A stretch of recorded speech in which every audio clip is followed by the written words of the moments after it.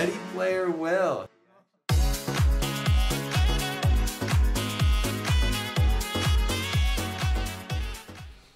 Welcome back, Visions fans. Ready Player Will here. Today, this is another, we'll call it like a classroom session, a shower thoughts of sort. I actually made this presentation quite a long time ago because it's something I wanted to talk about within the game of War of the Visions, because my content really relies upon me analyzing certain characters, certain matchups, certain statistics, and there's been some noticeable trends, and they're not new. They came as early as the 3rd anniversary, quite honestly. It's just that now it's pronounced more than ever. I figured something that's worth talking about to kind of give some context as to why it's getting harder to analyze the game. This isn't to say whether that's good or bad. This is merely just an observation. So let's talk a little bit about the game balance first off here. I mean, Gumi has introduced far more elements of randomness to eliminate how predictive certain fight results are. The game used to be a lot simpler. We're going to talk through exactly what I mean by the elements of randomness. It does allow more leeway in some of the character evaluation because results aren't as cookie cutter and predictable as they used to be. The answer now more than ever is really just like, well, it depends. And the answer's always been, it depends, but it's like times a million at the moment.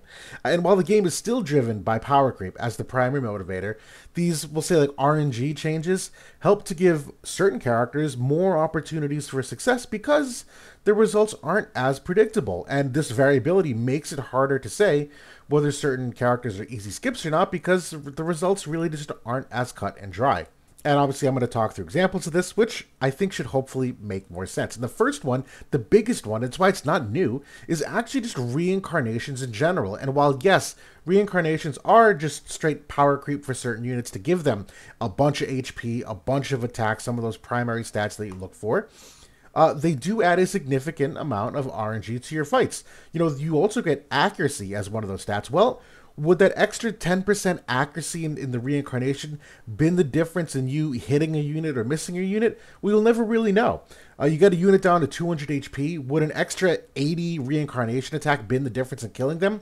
Hard to say. Would extra dex or crit rate be the difference in the extra damage you do to kill an enemy over the course of a fight? Hard to evaluate in hindsight. You know, and you can't reliably tell which enemies are reincarnated or how much they are. You can typically kind of tell by looking at a unit's HP levels because HP is a very visible stat in the top left, and you can kind of get an idea of like the general range of where the level is based on it. But even then, a level 50 reincarnation is going to have all these different stats at different levels because of the randomness of the reincarnation. So even if you knew you were going against a reincarnated unit that was at, like, let's say 40 out of the 84, well, you don't really know exactly which of the primary stats are where. So even doing any kind of like hindsight analysis, there's going to be some wiggle room. So you'll never really know exactly where the stats even were to do any kind of sort of backtest, if you will. And we look at counter abilities, which has definitely seen a crazy, like, I won't call it a power creep, but change over the last year. There's always been RNG and randomness with the 15 to 20% counter abilities. Reflex obviously is super random, but now we've seen counter abilities that get up to 70% or 100% proc rate, and it's almost impossible to predict something like how many hits until a unit dies, for instance, where that counter ability drastically changes the outcome of how much damage some of these units can take. And it's the same for reaction block rate percentage. Who really knows? Is 35% enough or is 50% enough? Is that the difference between that counter chance proccing or not proccing? Well, it's still random at the end of the day, but now you add this extra reaction block percent to change the percent thresholds. On the 15 to 20% counter abilities, it doesn't, you know, it drastically reduces it so that, yeah, a 5% or 7% proc rate is no big deal. But when you're talking about 70% chance proc rates, you still have a lot of leeway of where that number ends up. And there's added counter abilities on buffs. You look at someone like Lightning Astrius, who uses a buff and he gains a very valuable counter ability. And those also affect the outcomes of what actually happens occurs in your fight. And we'll talk about this again more in a second, but we've also seen a big uptick in HP threshold-based stats. So, you know, tons of equipment and abilities now come with asterisks of like, well, when HP is greater than 60%, this applies.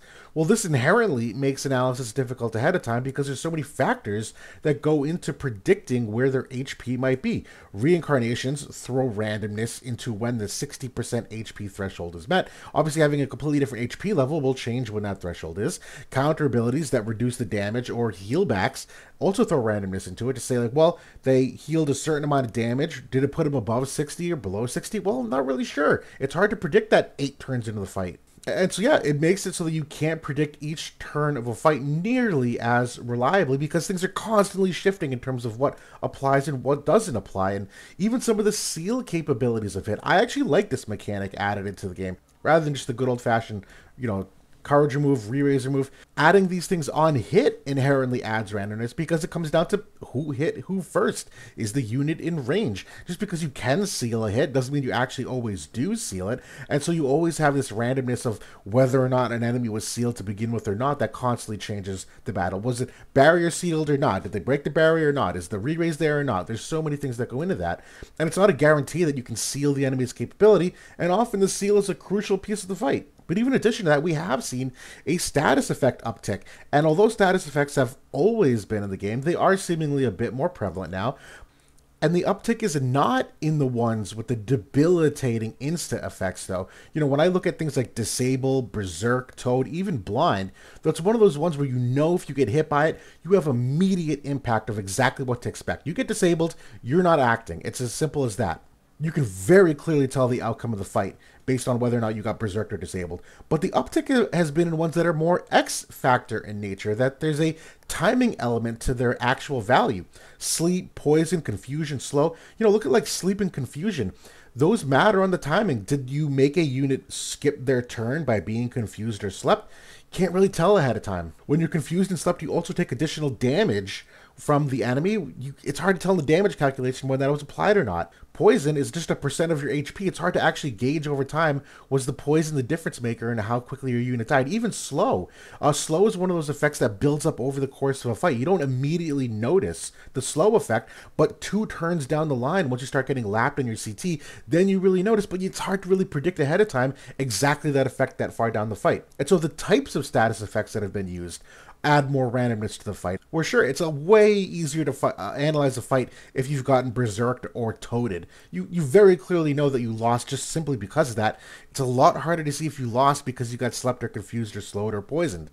But there's other mechanics that have also made this harder to really think about. There's the various uptick in different dispels. You're never really consistently sure which buffs are active or not active. What is considered dispellable or non-dispellable? Did certain characters get a new kind of dispel capability? I've obviously done a bunch of content on this as of late. It makes it very difficult to analyze the fight real time and make any kind of predictive analytics based upon when that actually occurs or doesn't occur. Even debuff weakening. I actually love this mechanic, but various levels of debuff weakening constantly alter the magnitude of impact across various effects because it affects everything. If you get agility percent down, the debuff weakening on how much your agility gets decreased, it's near impossible to tell if that affected your turn order or not.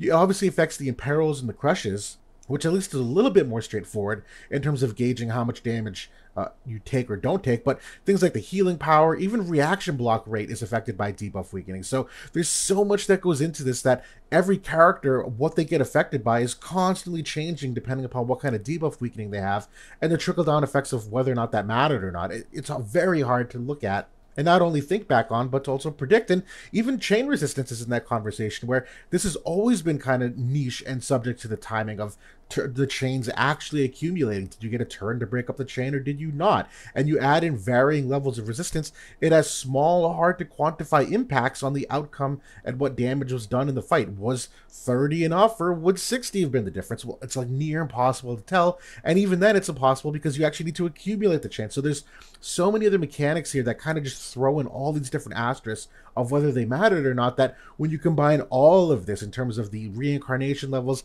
the percent to proc stats, the counter abilities, all these new mechanics, was something sealed or not sealed, was the HP threshold met or not hit, as a content creator who deals in analysis, it's so much harder right now to actually say anything with pure confidence because the answer really is, it depends. And that's always been the case, but this has been an intentional movement of game balance over the progression of a year and a half now to really put the game in this state. And although we can say some things with certain confidence, it's still getting much harder now than ever to make broad, widely sweeping statements, which I won't say is either good nor bad. On the one hand, it's bad in the sense that, yeah, you kind of don't have as much control over the fight as you used to. That doesn't always feel good. On the other hand, that randomness actually adds for some really fun and exciting matchups where things happen that you can't predict and battles are suddenly far more unexpected. And sometimes that can feel bad if you're losing because it's going against you, but other times it can feel amazing if all of a sudden you're the one who procs two reflexes and you suddenly win a fight because of it. Like this, it's both. It's a double-edged sword. So I'm not making a definitive opinion on that, only an observation. But that's it for now. Thanks for watching, everybody. I'll talk to y'all later.